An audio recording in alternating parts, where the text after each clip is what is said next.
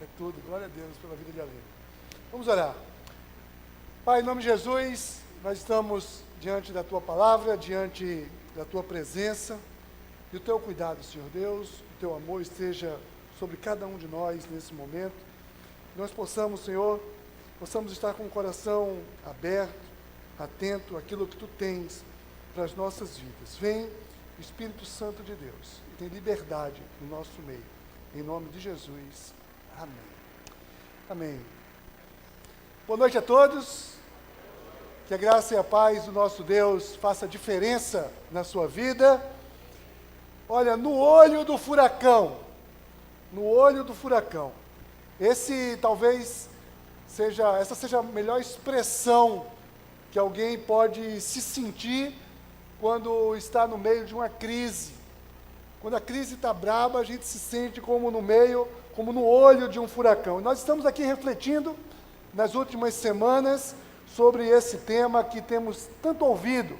Olha, talvez algumas pessoas nunca ouviram tanto falar sobre crise. Para onde quer que a gente se vire, para qualquer tema, sempre tem uma crise instalada, e nós podemos perceber, muitas vezes, o que é pior, o efeito da crise na nossa própria vida.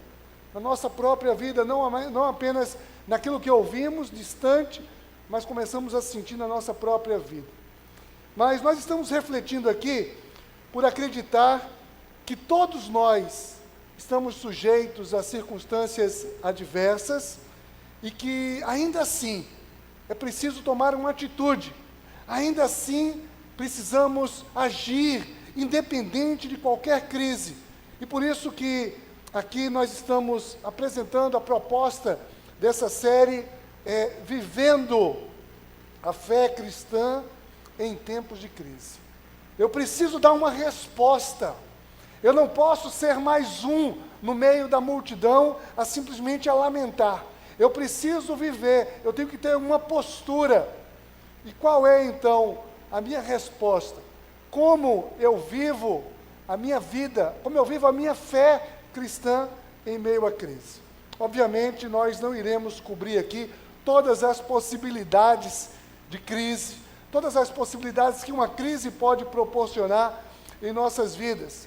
Mas já tivemos a oportunidade aqui e refletimos sobre a crise nos relacionamentos. Quando uma crise afeta os nossos relacionamentos, como precisamos, como devemos, como um cristão se porta, como um cristão responde à crise no relacionamento. Na semana passada, tivemos aqui a abordagem acerca de uma crise de direcionamento, diante de uma necessidade de direção, de direcionamento, quando ali parece que não existe mais uma saída, como um cristão deve se portar. Hoje nós queremos apresentar a terceira resposta aqui para a questão de como um tempo de crise impacta a minha vida. Vamos refletir hoje aqui o terceiro aspecto de como um tempo de crise impacta a minha vida. E a resposta hoje é trazendo perdas à minha vida. Hoje vamos falar sobre perdas. Perdas. Olha, como uma perda impacta a minha vida. Não é simples lidar com perdas, não é uma coisa trivial, não é natural nós lidarmos com perdas. Nós somos criados, moldados para vencermos, para conquistarmos.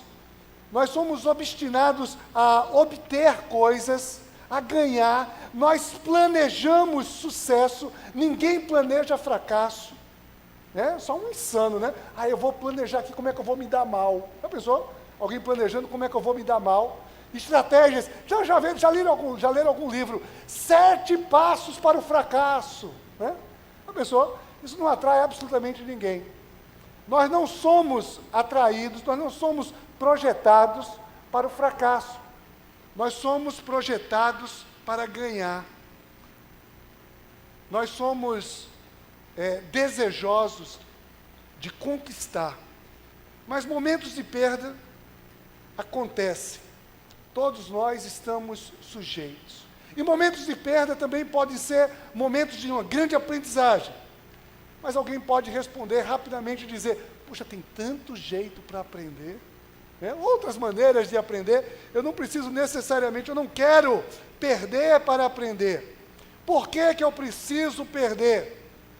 E aí outras perguntas começam a invadir a nossa mente, trazendo uma inquietação, perguntas do tipo, ora, como eu tendo Deus, eu posso ainda assim sofrer?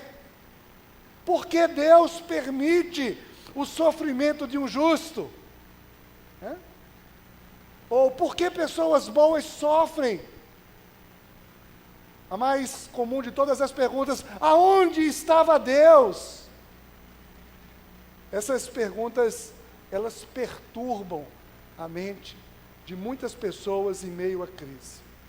Mas perder faz parte da vida.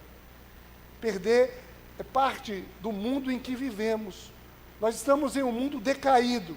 E o próprio Jesus, quando nos chama para o projeto mais vitorioso que alguém pode ter, Jesus não nos faz inicialmente um convite para que você ganhe absolutamente nada.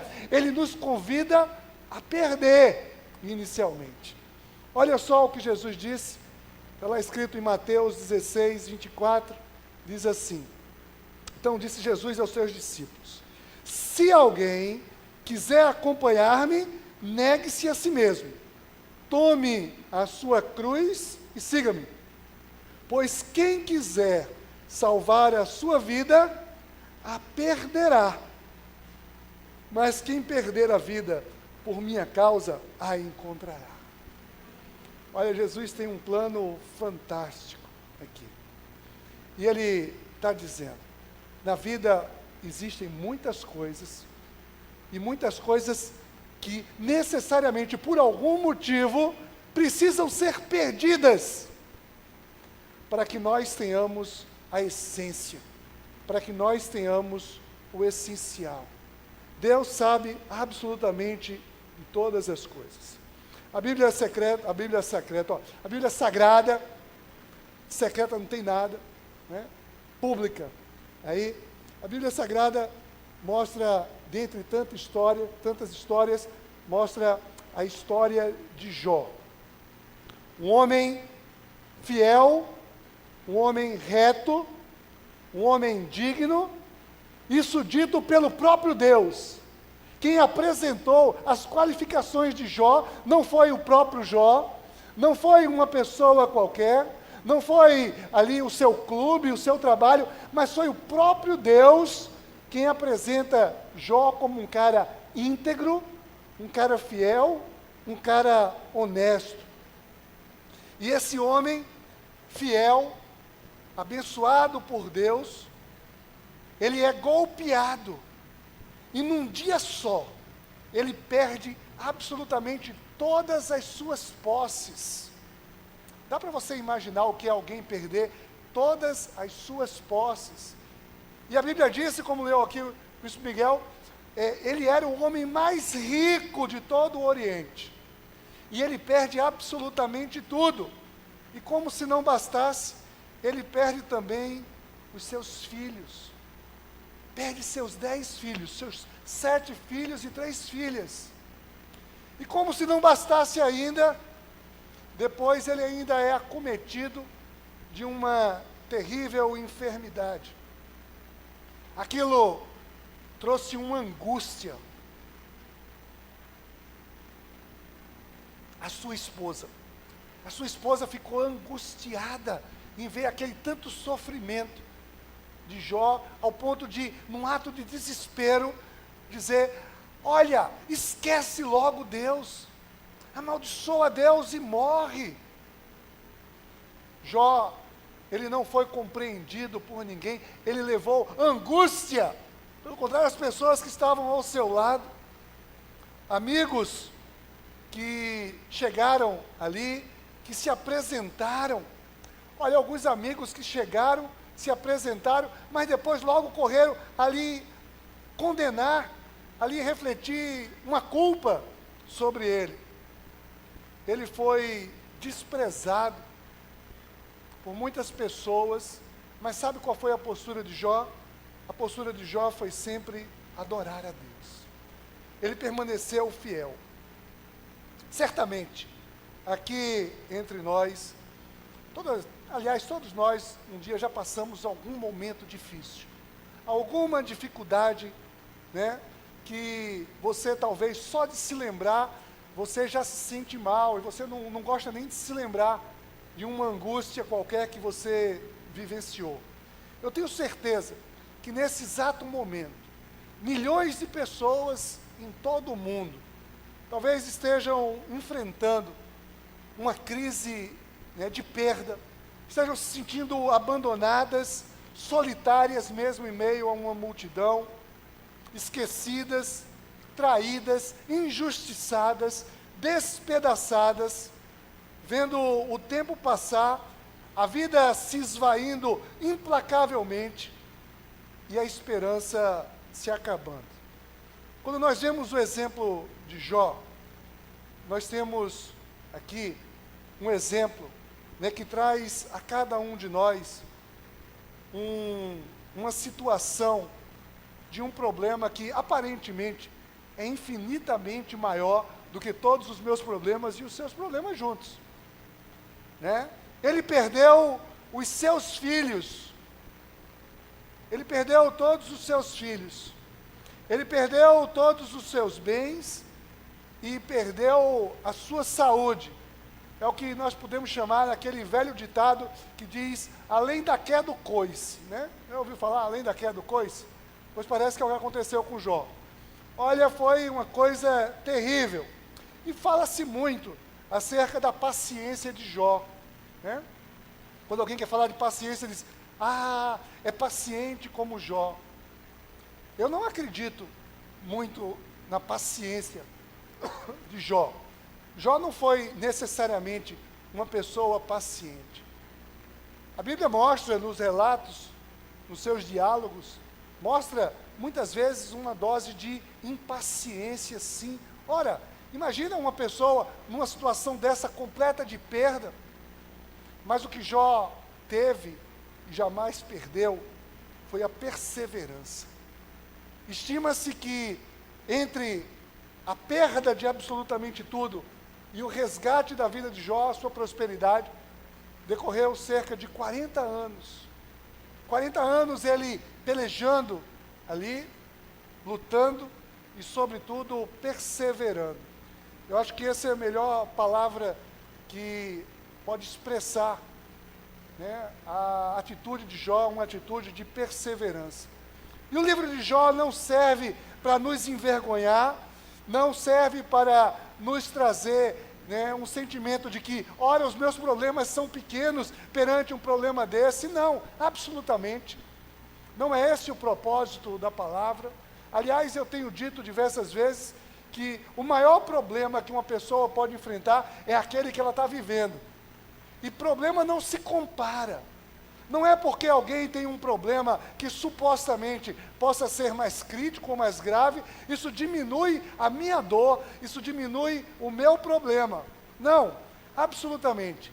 E eu quero dizer hoje a você aqui, meu querido, minha querida, Deus conhece toda a sua vida.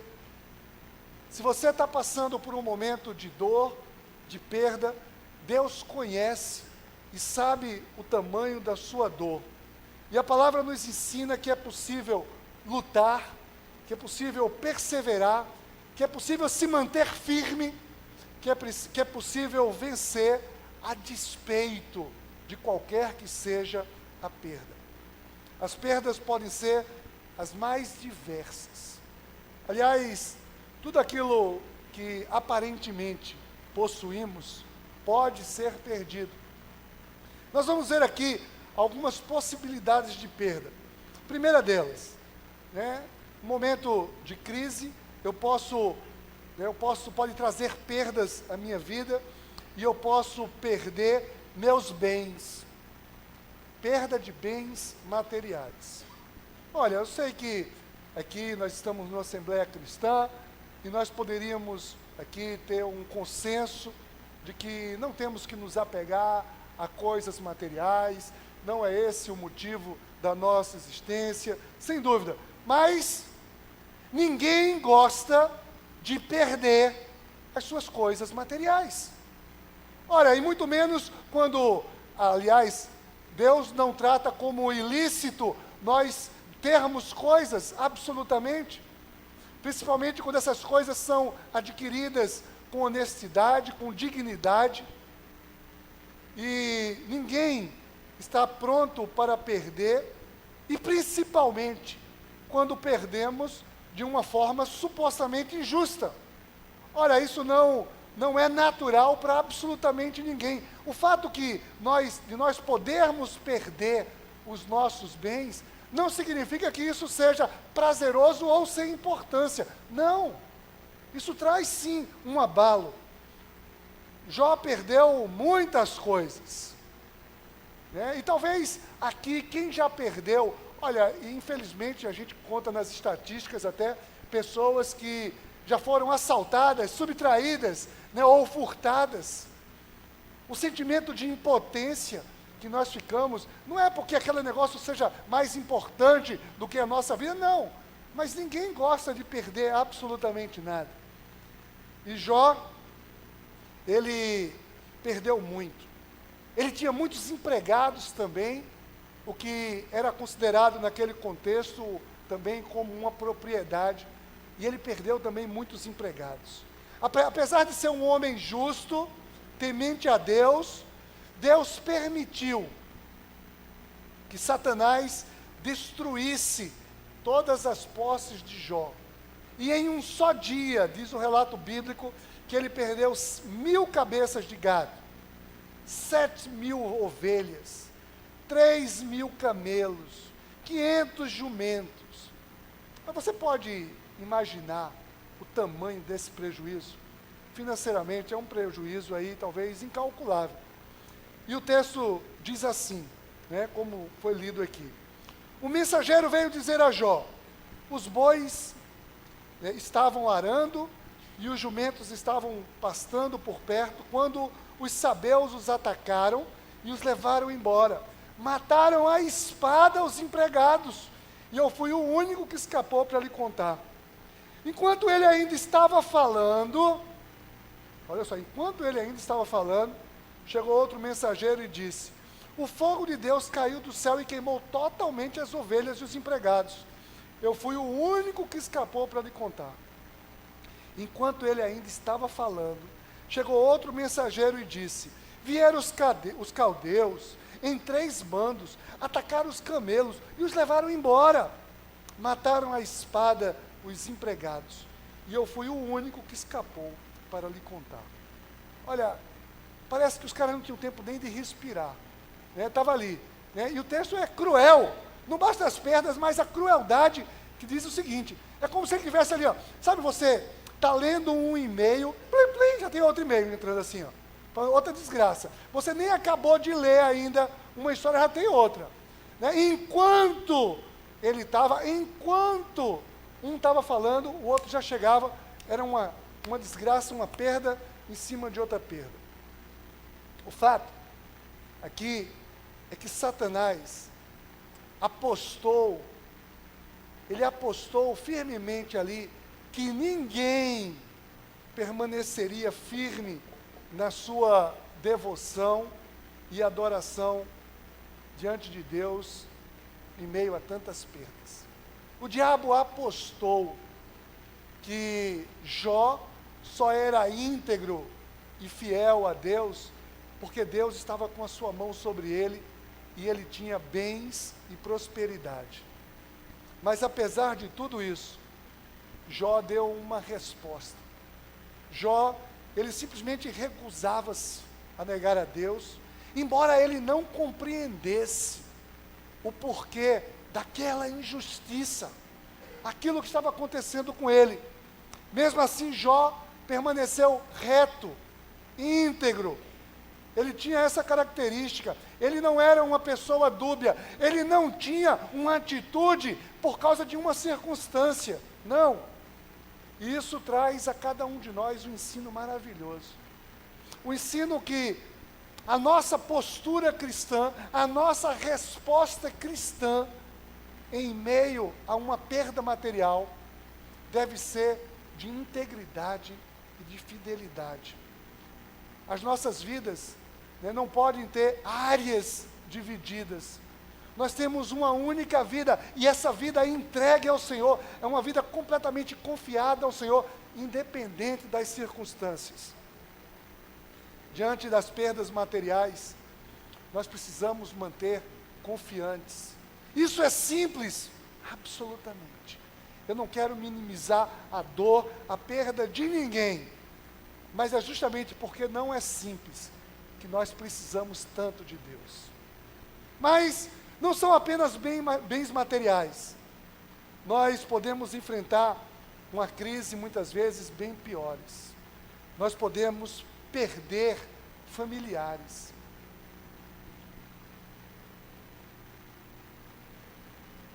Não sei se alguém aqui já experimentou perder de maneira repentina ou trágica um ente querido.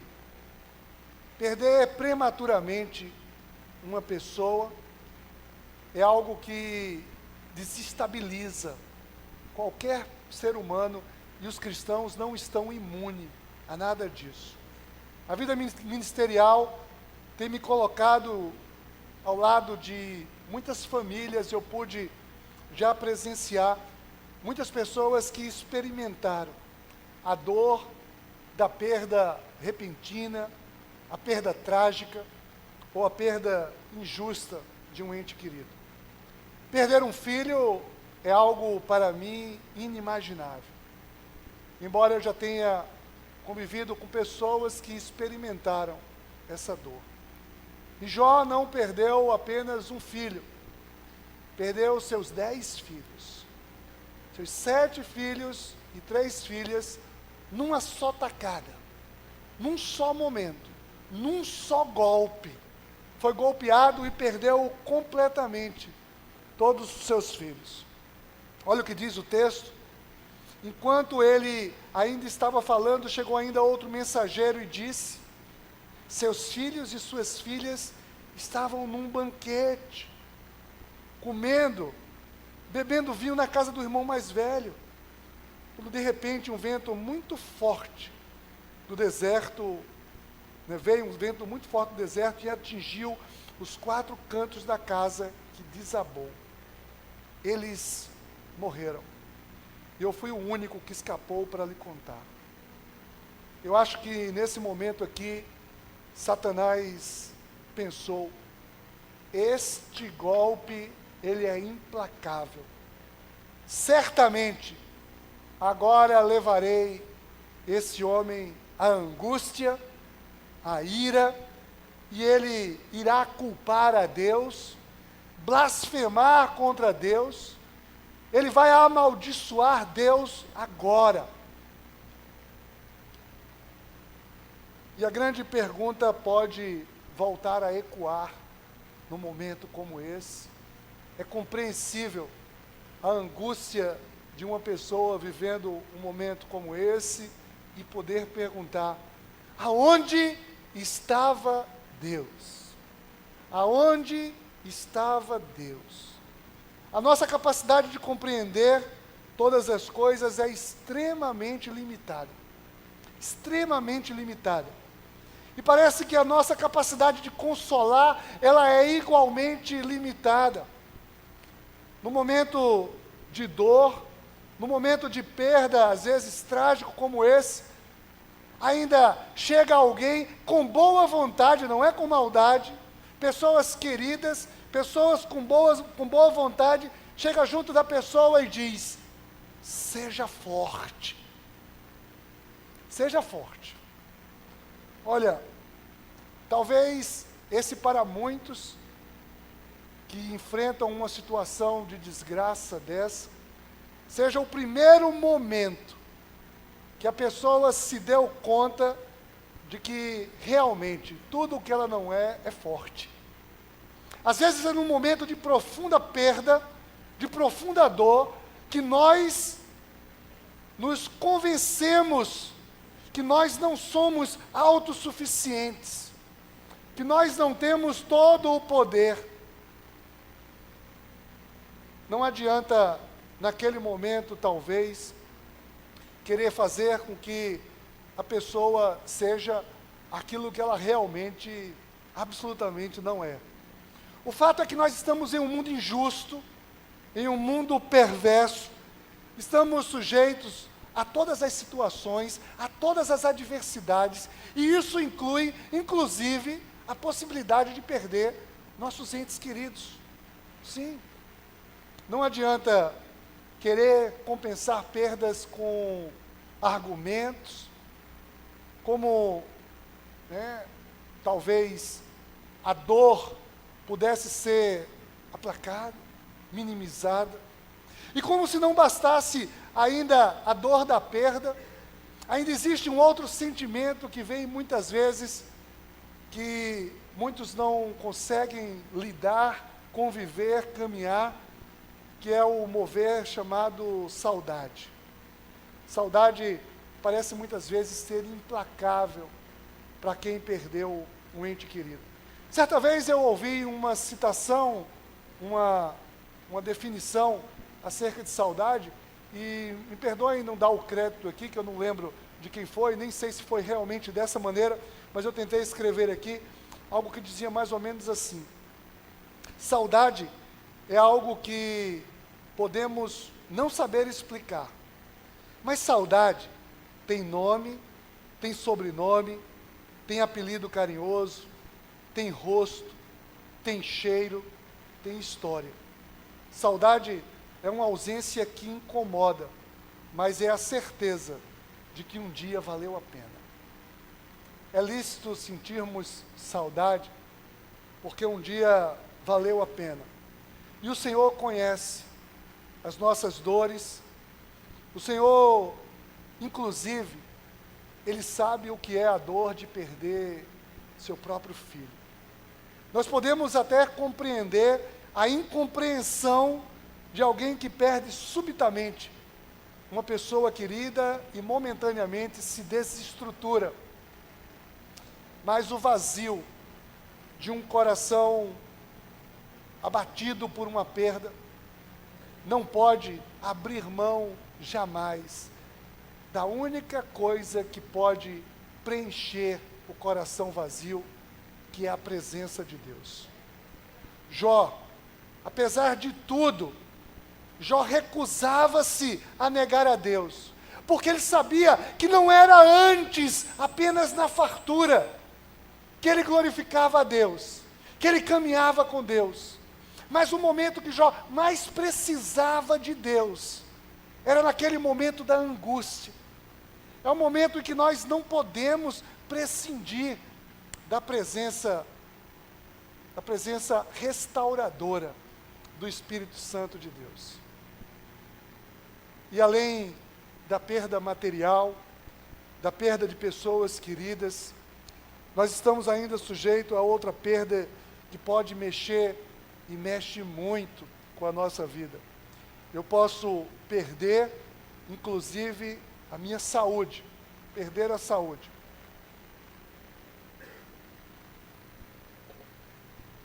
Aqui foi a cartada final de Satanás.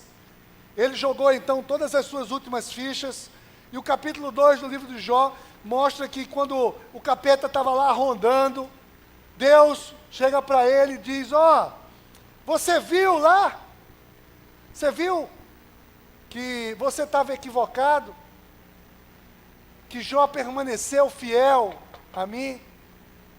Mesmo diante daquela de você ter tentado arruinar ele sem motivo, disse Deus. E Satanás então disse: é porque ele não sentiu na pele, ele não sentiu dor física, porque isso aí, ninguém aguenta. A pessoa, quando está sofrendo uma dor, ela pede para morrer e ela blasfema sim. E o Senhor então permitiu. E diz o texto, nos versículos 7 a 10 de Jó 2, diz assim: saiu, pois, Satanás da presença do Senhor e afligiu Jó com feridas terríveis, da sola dos pés ao alto da cabeça. Então Jó apanhou um caco de louça e com ele se raspava sentado entre as cinzas. Então sua mulher lhe disse: você ainda mantém a sua integridade? Amaldiçoe a Deus e morra. E ele respondeu: você fala como uma insensata. Aceitaremos o bem dado por Deus e não o mal? Em tudo isso, Jó não pecou com os seus lábios. Olha, eu não sei se você já teve o infortúnio de se deparar com uma enfermidade séria, sentir uma dor, talvez classificada por você como insuportável, uma dor que rouba o sono, que traz insônia, que traz angústia, que traz sono perturbado, que talvez lhe rouba a vontade de comer, lhe rouba a vontade de prosseguir, talvez lhe impede de querer continuar um tratamento, lhe rouba a vontade de viver. Existem alguns estágios numa doença física, numa enfermidade, em que todas as pessoas estão sujeitas, que passa desde a negação até um período de revolta, um período de depressão, até o período da aceitação, e a pessoa então vai se tratar efetivamente, e em cada um desses períodos a pessoa pode flutuar e demorar mais ou menos tempo, em cada uma dessas etapas. Muitas vezes, diante de uma perda de saúde, nós temos ainda que lutar com a angústia das pessoas que nos rodeiam. As pessoas não apenas estão ali sofrendo a sua dor, mas começam a sofrer também com as pessoas queridas que estão sofrendo ao seu redor. A mulher de Jó não aguentava mais vê-lo sofrer. Olha, tem muita gente que critica demais a mulher de Jó, mas podemos ser compreensíveis com a mulher de Jó. Ela não aguentava ver o homem que ela ama, que ela amava ali, sofrendo tanto. Sofrendo tanto. E ela estava dizendo ali para ele: olha, para com isso, entrega a tua vida, já amaldiçoa Deus, morre de uma vez, te livra dessa angústia, sai desse calvário. Os seus amigos, que se aproximaram, poucos amigos, aliás, quando a gente perde muitas coisas, a gente perde também aqueles que supostamente eram amigos, né? Às vezes, essas pessoas que se diziam amigos vão embora. Mas os amigos chegam e ficam do seu lado. E olha, foi um momento fantástico. A Bíblia mostra um tempo fantástico que os amigos ficaram do seu lado, cerca de 7 dias sem falar nada. Foi a melhor coisa que eles fizeram. Aliás, muitas pessoas poderiam fazer isso, chegar junto e não falar nada, né? Só estar junto. Mas eles não se contiveram e depois começaram então a falar e não mais compreender e tentar justificar tudo aquilo, imputando uma culpa a Jó. Mas Jó nos ensina, né? E Jó pelejou contra os seus amigos. Olha, Jó estava ali sofrendo, era uma pessoa angustiada, aparentemente o mais frágil da história, destroçado. E ele ministra permanentemente sobre perseverança. E olha o que diz, no capítulo 6, Jó diz assim: se Deus se dispuser a esmagar-me, a soltar a mão protetora e eliminar-me, pois ainda teria o consolo, minha alegria em meio à dor implacável de não ter negado as palavras do Santo Senhor. Olha, todos nós, eu quero repetir aqui, estamos sujeitos a perdas incomparáveis, mas eu quero concluir aqui dizendo que as minhas perdas não podem absolutamente me afastar do meu maior ganho. Existe um ganho para aqueles que perseveram até o fim. Existe um ganho para aqueles que permanecem fiéis. Olha o que diz o final do capítulo 1, Ao ouvir isso, Jó levantou-se, rasgou o manto e raspou a cabeça, então prostrou-se com o rosto em terra, em adoração, preste atenção, em adoração, e disse: saí nu no ventre da minha mãe, e nu partirei. O Senhor deu, o Senhor o levou, louvado seja o nome do Senhor. Em tudo isso, Jó não pecou e não culpou a Deus de coisa alguma. Meus queridos, diante de uma perda tão grande, nós já falamos, nós não podemos desejar ou querer ser fortes, mas nós podemos e precisamos estar firmes naquele que tem toda a força, todo o poder. Nós nos tornamos fortes apenas quando nós nos aliamos a quem é detentor de todo o poder, aquele que tem toda a força. Jó, ele não culpou a Deus absolutamente. Ele não maldisse a Deus em momento algum. E nós podemos tirar muitas lições. Olha, nós poderíamos falar aqui diversas coisas acerca da história desse homem brilhante. Mas uma das principais lições aqui, que nós precisamos tirar, é que aqui é desmascarada aquela mentira de Satanás, de que alguém só pode servir ao Senhor, só pode estar com o Senhor se estiver em prosperidade, se estiver ganhando bens, se estiver nos pastos verdejantes, se estiver ali em momentos de glória. Não, absolutamente. Nós podemos sim estar com o Senhor em todos os momentos. Nós precisamos estar com o Senhor em absolutamente todos os momentos. E aí sim, contemplaremos a vitória, a maior de todas as vitórias. O Senhor sabe todas as coisas. Ele é perfeito. Nós não podemos culpá-lo de absolutamente nada. E você, meu querido, minha querida, que um dia já culpou a Deus, você precisa se colocar humildemente arrependido diante de Deus, e não perdoando Deus, como algumas pessoas, eu já vi algumas pessoas dizer: eu agora entendi, agora eu perdoo Deus. Olha, que arrogância! Quem somos nós para perdoar Deus de absolutamente nada? Deus não errou em absolutamente nada.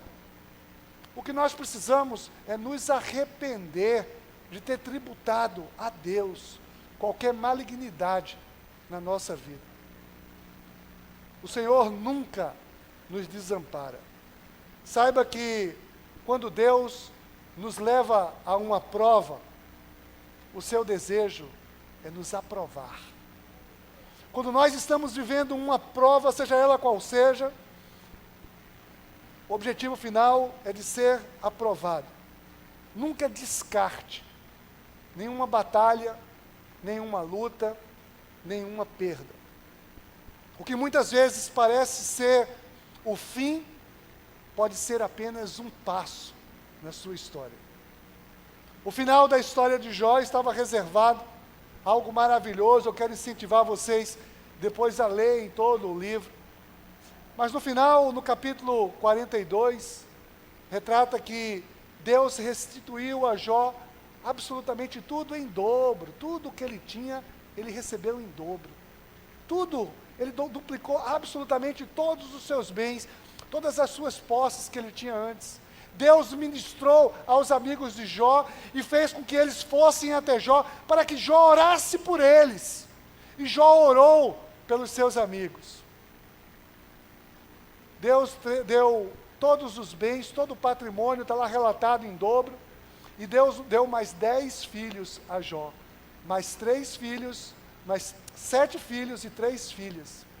E certa vez eu ouvi alguém dizer, pregador dizendo que ali naquele momento Deus não deu 20 filhos. Olha, se Deus deu tudo em dobro, por que não deu 20 filhos, apenas 10? Porque nós lemos lá no início, Jó constantemente consagrava os seus filhos ao Senhor. E quando temos filhos consagrados ao Senhor, jamais o perderemos. Jamais. um dia voltarão para a casa do pai. E com mais 10 filhos, completaram-se ali 20 filhos, sim, para Jó. Só que 10 deles estavam guardados com o pai. A história nem sempre está no final. Às vezes é apenas um passo da nossa história. Quando Jesus foi tirado daquela cruz, colocado numa sepultura, muitos se angustiaram, pensando que ali era o final. Mas ainda tinha o terceiro dia, o túmulo vazio, a ressurreição e a vitória consagradora. Sabe, aquela pergunta, por que Deus permite? Por que Deus não faz nada? Por que Deus não intervém? Nós precisamos ter consciência da história. E para mim a melhor resposta é justamente saber que é pelo fato de passarmos por perdas, é pelo fato de estarmos em um mundo injusto, é pelo fato de termos as dificuldades que vivemos, que Deus enviou o seu Filho na cruz, para que pudéssemos ser salvos e pudéssemos gozar da liberdade, liberdade da escravidão do pecado, liberdade da vida eterna. Deus providenciou absolutamente todas as coisas. Deus sabia que nós iríamos sofrer e não poderíamos ficar sós. Ele enviou Jesus Cristo, enviou o seu Espírito Santo para trazer consolo a cada um de nós. Você experimentou alguma perda?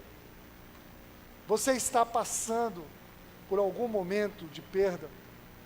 Eu quero orar nesse momento, não importa qual seja a aparente perda ou a aparente derrota. Eu quero que você creia, ainda não é o final da história. Eu quero nesse momento, que nós possamos estar unidos e confiantes, na certeza de que adversidades surgem, as perdas são inevitáveis, ainda as teremos, até o dia que possamos contemplar o Senhor na glória. Muitas coisas ainda serão perdidas, mas nunca estaremos desamparados do Senhor. Feche os seus olhos, abra o seu coração nesse momento. Pai, em nome de Jesus, é confiados na Tua graça, Senhor. É confiados na Tua misericórdia, no Teu poder, que nós colocamos, Senhor Deus, a nossa vida e Tu conheces. Ó Pai, queremos Te pedir perdão, Senhor. Perdão porque muitas vezes, de maneira incompreensiva, nós nos colocamos revoltados, inquietos, nós muitas vezes até maldicemos o Teu nome diante de uma angústia. Queremos Te pedir perdão, Senhor, na certeza de que Tu és um Deus todo-poderoso e Tu compreendes inclusive o nosso desequilíbrio. Mas sobretudo agora, Pai, queremos Te pedir, Senhor Deus, que Tu possas estar nos estruturando, trazendo equilíbrio, para que nós possamos sim, possamos estar unidos contigo, e de uma maneira, Senhor Deus, poderosa, Tu possas estar nos livrando de todo o mal, de toda a maldade. Nós Te agradecemos por tudo, Pai, em nome de Jesus. Amém.